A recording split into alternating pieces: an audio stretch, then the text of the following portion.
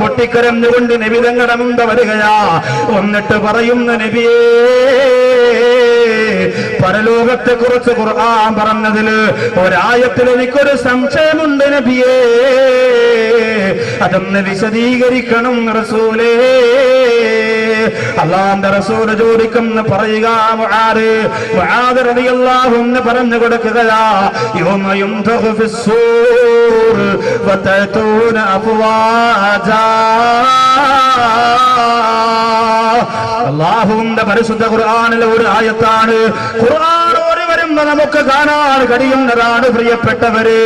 യൗമ യുൻഫഖു ഫിസ്സൂർ വതഅതൂന അഫ്വാജാ.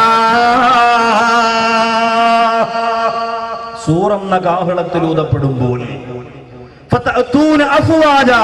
സംഘം സംഘമായി ജനങ്ങൾ ഖബറിന്റെ അകത്ത് എഴുന്നേറ്റ് വരുമ്പോൾ നബി തങ്ങളോട് പറഞ്ഞു, ഈ സംഘം സംഘമായി വരിക എന്ന് പറഞ്ഞാൽ എനിക്ക് അറിയില്ല നബിയെ, ഒന്ന് പറഞ്ഞു തരണം. മുആദ് റളിയല്ലാഹു നോക്കുമ്പോൾ അല്ലാഹുവിന്റെ റസൂൽ തല ഇങ്ങനെ കുനിച്ചു വെച്ചു. മുആദ് റളിയല്ലാഹു മുത്ത് നബി തങ്ങളുടെ ദാടിയുടെ ഭാഗത്തേക്ക് വിരൽ വെച്ചിട്ട് ഇങ്ങനെ ഉയർത്തി നോക്കുമ്പോൾ ഫബകാ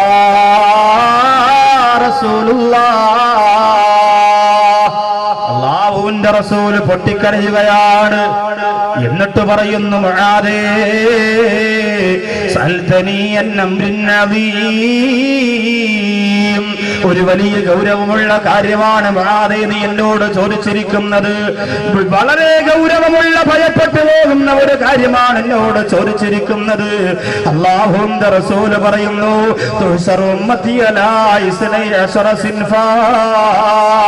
ഖബറിന്റെ അകത്തുന്ന പരലോകത്തേക്ക് മനുഷ്യർ എഴുന്നേറ്റ് വരുമ്പോ 12 വിഭാഗമായി വരുന്നതാണ് മുആദ്.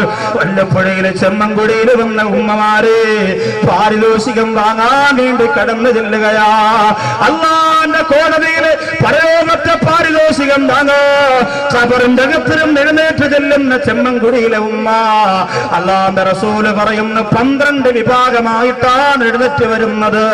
അല്ലാഹുവിന്റെ ഹബീബ് പറയുന്നു, ആരേ അതിൽ 11 വിഭാഗവും നരകത്തിലാണ്. ആരേ അതിൽ 11 വിഭാഗവും നരകത്തിലാ, അവർക്ക് സ്വർഗമില്ല. മുആദേ സ്വർഗമില്ല. 12ാമത് വരുന്ന ഒരൊറ്റ വിഭാഗത്തിന് മാത്രമാ സ്വർഗമുള്ളത്. അല്ലാഹുവിന്റെ റസൂലിന്റെ മുമ്പിൽ ഇരുന്നുകൊണ്ട് മുആദ് റളിയല്ലാഹു അൻഹു കരയാ തുടങ്ങുകയാ.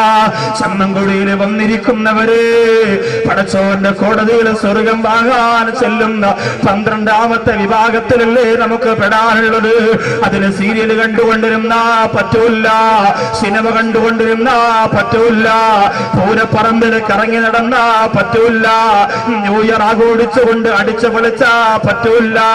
എന്റെ പ്രിയപ്പെട്ട സമുദായമേ, 12ാമത്തെ വിഭാഗത്തിലേക്ക് പറയുന്നതിന് മുമ്പ് ആ 11 വിഭാഗങ്ങളെ ചുരുങ്ങിയ സമയം കൊണ്ട് ഞാൻ ഒന്ന് വിശദീകരിക്കുകയാ. വിശദീകരിച്ച് തീർക്കാൻ സാധ്യമല്ലെന്നറിയാ, എന്നാലും ഒരു ശ്രമം നടത്തുകയാ. വല്ലപ്പുഴയിലെ ചെമ്മൻകുടിയിൽ ഞാനെന്ന് വന്നാലും ആവേശത്തോടെ ഓടിയെത്തുന്ന ചെറുപ്പക്കാരാ, ഈ വിശാലമായ ഗ്രൗണ്ട് പോലും നിറയ്ക്കാൻ പാകത്തിന് ഓടിയെത്തിയ പ്രിയപ്പെട്ട മുസ്ലിങ്ങളെ മനസ്സ് വെക്കുക, ഒരിക്കലും ഈ 11 വിഭാഗത്തിൽ പെടാൻ പാടില്ല. മുആദ് റളിയല്ലാഹു അൻഹു കരഞ്ഞുകൊണ്ട് പറയുകയാ, നബിയേ അവിടുന്ന് ഒന്ന് വിശദീകരിച്ച് തരണം റസൂലേ. ആരൊക്കെയാണ് ആ വിഭാഗങ്ങളെന്ന് പറയണം നബിയേ. അല്ലാഹുവിന്റെ റസൂൽ പറഞ്ഞു കൊടുക്കുകയാ, 1ാമത്തെ വിഭാഗമാരാ. അല്ലാഹുവിന്റെ റസൂൽ പറഞ്ഞു കൊടുക്കുന്നു, അതേ ഖബറിന്റെ അകത്തിരുന്ന ഒരു വിഭാഗം എഴുന്നേറ്റ് വരികയാ. ലൈസ ലഹും യദാനി വലാ റിജ്ലാ, അവർക്ക് 2 കൈകളില്ല, അവർക്ക് 2 കാലുകളില്ല. 1ാമത്തെ വിഭാഗം 2 കൈയില്ല, 2 കാലും ഇല്ല. അല്ലാഹുവിന്റെ കോടതിയിൽ ഖബറിന്റെ അകത്ത് എഴുന്നേറ്റ് വരുന്ന 1ാമത്തെ വിഭാഗം 2 കൈയും അവർക്കില്ല, 2 കാലുകളും ഇല്ല. അടക്കുമ്പോൾ 2 കൈയുമുണ്ട്, 2 കാലുമുണ്ട്. വല്ലപ്പുഴയിലും പൊട്ടച്ചിറയിലും പട്ടാമ്പിയിലും പെരിന്തൽമണ്ണയിലും ചെറുപ്പുളശ്ശേരിയിലും ഒക്കെ ഈ മയ്യത്ത് കൊണ്ടുവന്ന് പള്ളിയുടെ ഖബർസ്ഥാനിലേക്ക് ഇറക്കി വെക്കുമ്പോൾ മക്കളൊക്കെ കണ്ടതാണ്. 2 കൈയുണ്ട്, 2 കാലുണ്ട്, സർവ്വവിധ ശരീരത്തിന്റെ അവയവങ്ങളുണ്ട്, അംഗവൈകല്യങ്ങൾ ഒന്നുമേ ഇല്ല. പക്ഷെ ഇവിടെ ഖബറിന്റെ അകത്ത് നിന്ന് എഴുന്നേറ്റ് വരുന്ന ഒന്നാമത്തെ വിഭാഗം ലൈസ ലഹും യദാനി വലാ റിജ്ലാൻ, അവർക്ക് 2 കൈകളും ഇല്ല, 2 കാലുകളും ഇല്ല. അല്ലാഹുവിന്റെ റസൂലിനോട് മുആദ് റളിയല്ലാഹു അൻഹു കരഞ്ഞുകൊണ്ട് പറയുന്ന നബിയേ, അവരെന്ത് തെറ്റ് ചെയ്തതിന്റെ പേരിലാണ് അള്ളാഹു അവരെ അങ്ങനെ കൊണ്ടുപോകുന്നത്? എന്ത് തെറ്റ് ചെയ്തതാണെങ്കിലും നബിയെ, ആ തെറ്റ് മുആദിന്റെ ജീവിതത്തിൽ ഉണ്ടാവൂല റസൂല്. അത് എന്ത് തെറ്റാണെങ്കിലും മുആദിന്റെ ജീവിതത്തിൽ ആ തെറ്റില്ല നബിയേ. എന്റെ ചെമ്മൻകുടിയിൽ വന്നിരിക്കുന്ന വിശ്വാസിനികളോട് ചോദിക്കട്ടെ, നിങ്ങൾക്ക് തീരുമാനമെടുക്കാൻ പറ്റോ? ഈ മനോഹരമായ വിജ്ഞാനന്റെ കയ്യിലിരുന്നു കൊണ്ട് അല്ലാഹുവേ, ആ തെറ്റ് എന്ത് തെറ്റാണെങ്കിലും ഞങ്ങൾ ഇന്ന് മുതൽ ചെയ്യൂല അല്ലാ. തീരുമാനം എടുക്കാൻ പറ്റുമോ? വെള്ളമൊഴിക്കാനെങ്കിലും അല്ല, ഇപ്പൊ വേറെ തീരുമാനം ഞാൻ എടുക്കും. ഒരു കാരണവശാലും ആ തെറ്റ് നമ്മൾ ചെയ്യില്ല എന്ന ഉറച്ച ഒരു തീരുമാനമെടുക്കാൻ ഈ സദസ്സിലിരിക്കുന്ന നിങ്ങൾക്ക് ഇൻഷാ അല്ലാഹ് സാധിക്കണം. കാരണം ഖബറിന്റെ അകത്ത് നിന്ന് എഴുന്നേറ്റ് വരുന്ന ഒരു സമാധാനത്തിന് രക്ഷയ്ക്ക് വേണ്ടി അള്ളാഹുവിന്റെ കോടതിയിൽ കൈനീട്ടി നിൽക്കുന്ന സമയം ലൈസ ലഹും യദാനി വലാ റിജ്ലാൻ, 2 കൈയുമില്ല, 2 കാലുമില്ല. ആ ഒരു അവസ്ഥയിൽ വരും. അപ്പോ 2 കൈയുമില്ല, 2 കാലുമില്ല, ലൈസ ലഹും യദാനി വലാ റിജ്ലാൻ, 2 കൈയുമില്ല, 2 കാലുമില്ല. ആകെ ആ പരിഭ്രാന്തി പരത്തുന്ന ദിവസം അങ്ങനെ വരുന്നവർ ആരാണ് നബിയെ? നിങ്ങൾക്ക് അങ്ങനെ പോകാൻ ആഗ്രഹമുണ്ടോ? ആഗ്രഹമുണ്ടോ? എന്തെങ്ങനെ ഇരിക്കണം, അന്തം വിട്ട് വെള്ളത്തിയുടെ കോഴിയെ പോലെ അങ്ങനെ പോകാനാണോ താല്പര്യം? ഒരിക്കലും ഇല്ലല്ലോ അല്ലേ? മുമ്പൊരു ഉസ്താദ് പ്രസംഗിച്ചപ്പോൾ ചോദിച്ചു, സ്വർഗത്തിൽ പോകാൻ ആഗ്രഹമുള്ളവർ കൈ വെക്കാൻ പറഞ്ഞു. എല്ലാവരും കൈ വെച്ചു, ഒരാൾ മാത്രമേ ഉറങ്ങിപ്പോയി. അപ്പോൾ എല്ലാവരും ഉസ്താദ് ചോദിച്ചു, നരകത്തിൽ പോകാൻ ആഗ്രഹമുള്ളവർ എഴുന്നേക്കാൻ പറഞ്ഞു. അപ്പോൾ പെട്ടെന്ന് കണ്ണു തുറന്നപ്പോൾ എഴുന്നേക്കാൻ പറഞ്ഞാൽ മാത്രമേ പറ്റുള്ളൂ. അവൻ ചാടിയൊക്കെ എഴുന്നേറ്റ്. അല്ലാഹു, എല്ലാവരും നോക്കണം, പടച്ചവരെ ഇത്രയും കഷ്ടപ്പെട്ട് വാതയൊക്കെ വന്നിട്ട് 4ാമത്തെ വർഷത്തെ വാദ ഫുള്ള് ആദ്യം മുതൽ അവസാനം വരെ കേട്ടില്ല. അവന് നരകത്തിൽ പോകാനാണ് ആഗ്രഹം. അപ്പൊ അവൻ കുടുങ്ങി നിൽക്കുകയാണ്. എന്തായാലും ഇപ്പോഴത്തെ മക്കളെ പോലെ അവൻ നല്ല പവറായിരുന്നു. അവൻ എന്തായാലും കുടുങ്ങി, ജനങ്ങളുടെ മുമ്പ് നാണം കെട്ടി, ഇനി രക്ഷപ്പെടല്ലേ. നേരെ സ്റ്റേജിൽ കയറി വന്നു, സാറേ ഞാൻ നരകത്തിൽ പോകാൻ ആഗ്രഹിക്കുന്നതിന്റെ കാരണം ഞാൻ ജനങ്ങളോട് പറഞ്ഞു കൊടുക്കാൻ പോകുന്നു പറഞ്ഞു. എന്നിട്ട് അവൻ, എന്തേ നീ നരകത്തിൽ പോകാൻ ആഗ്രഹിക്കുന്നതെന്ന് ചോദിച്ചപ്പോൾ അവൻ വന്ന് മൈക്കിലൂടെ പറയാം, ഞാൻ നരകത്തിൽ പോകാൻ ആഗ്രഹിക്കുന്നത് വേറൊന്നും കൊണ്ടല്ല. നരകത്തിൽ പോകാൻ ആഗ്രഹിക്കുന്നവർ എഴുന്നേക്കാൻ പറഞ്ഞപ്പോൾ ഞാൻ കണ്ണൂർ നോക്കിയപ്പോൾ ഉസ്താദ് മാത്രമേ ഉള്ളൂ, ഒറ്റയ്ക്കല്ലേ ഉള്ളൂ. ഉസ്താദ് ഇത്രയും ദിവസം പാന്ന് പറഞ്ഞ് ഒറ്റയ്ക്ക് നരകത്തിൽ പോണ്ട, കമ്പനിക്ക് ഞാനിവിടെ വരാമെന്ന് പറഞ്ഞു വന്നതാണ്. അപ്പൊ ചില ആൾക്കാരെങ്ങനെയാണ്, ചില സദസ്സിലിരുന്നു കൊണ്ട് മുഴുവനായിട്ട് ചിലപ്പോൾ കേൾക്കാൻ കഴിയില്ല, ചിലപ്പോൾ ഉറങ്ങിപ്പോകും, ചിലപ്പോൾ ശ്രദ്ധ നഷ്ടപ്പെട്ടു. അങ്ങനെ ആയാൽ 11ാമത്തെ വിഭാഗം പറഞ്ഞാലും നിങ്ങൾ ചിലപ്പോൾ കൈയും കാലും ഇല്ലാത്ത വിഭാഗത്തിലേക്ക് കിടക്കുള്ളൂ. അതിൽ മാറണം. 1ാമത്തെ വിഭാഗം 2 കൈയുമില്ല, 2 കാലുമില്ല. എവിടെയാണ് കൊണ്ടുവരുന്നത്? ജനങ്ങളാകെ ഭയന്നു പോകുന്ന മഹ്ശറ, നമ്മുടെ ജീവിതത്തിലാകെ പ്രതീക്ഷയുള്ള പരലോകമാണ്. ആരെന്ത് പറഞ്ഞാലും അല്ലാഹ് അവിടെ നിന്റെ സമാധാനം, നിന്റെ സഹായം നമുക്ക് ലഭിക്കുമല്ലോ എന്ന് ചിന്തിക്കുന്ന മഹ്ശറ, ആ മഹ്ശറയിലേക്ക് ജനങ്ങൾ കടന്നു വരികയാ. ലൈസ ലഹും യദാനി വലാ റിജ്ലാൻ, 2 കൈകളില്ല, 2 കാലുകളില്ല. മുആദ് റളിയല്ലാഹു അൻഹു കരഞ്ഞുകൊണ്ട് പറയുകയാ, ഒന്ന് വിശദീകരിച്ച് തരണം നബിയേ, അവരാരാണെന്നൊന്ന് പറഞ്ഞു തരണം നബിയേ. ഞാൻ ഒരിക്കലും ആ വിഭാഗം ചെയ്യുന്ന തെറ്റ് ചെയ്യൂല നബിയേ.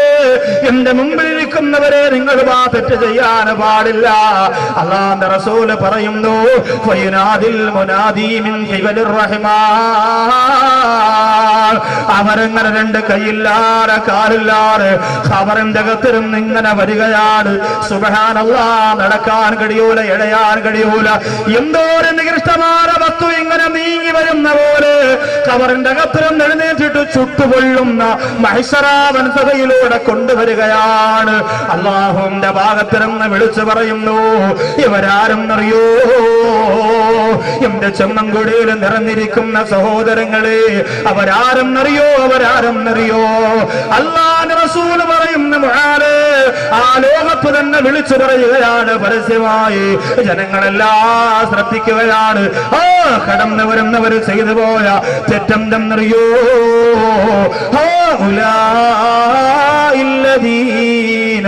യുദൂന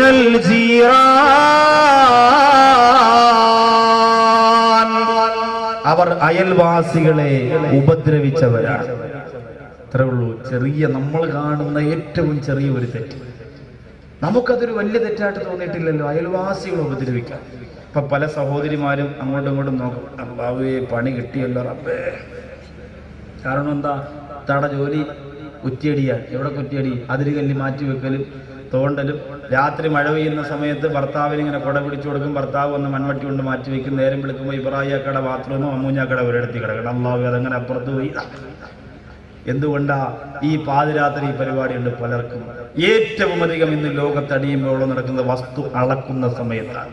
ആ സമയത്താണ് അയൽവാസികളുടെ തനി നിറം മനസ്സിലാകുന്നത്. തനിനിറം കാണിച്ചേ പറ്റൂ. ചിലർ പറയാം നമ്മൾ മിണ്ടാതെ എന്നാൽ ഉള്ളതും കൂടി വെട്ടിക്കൊണ്ടു പോകും സാറേ, അതുകൊണ്ടാണ് നമ്മൾ ആ സമയത്ത് ഇടപെടുന്നത് എന്ന് ചിലർ പറയാറ്. അപ്പോൾ അയൽവാസികളെ ഉപദ്രവിക്കുന്നവർക്ക് രണ്ട് കൈ ഉണ്ടാവില്ല, രണ്ട് കാലും ഉണ്ടാവില്ല. ചെമ്മൻകുടിയിൽ എത്ര എണ്ണം ഉണ്ടാവും കൈയും കാലും ഉള്ളത് പരലോകത്ത്? ഇപ്പൊ ആലോചിക്കണം, ഇവിടെ നിന്ന് ആലോചിക്കണം. സഹോദരിമാരെ, ഇത് കെട്ടുകഥയല്ല.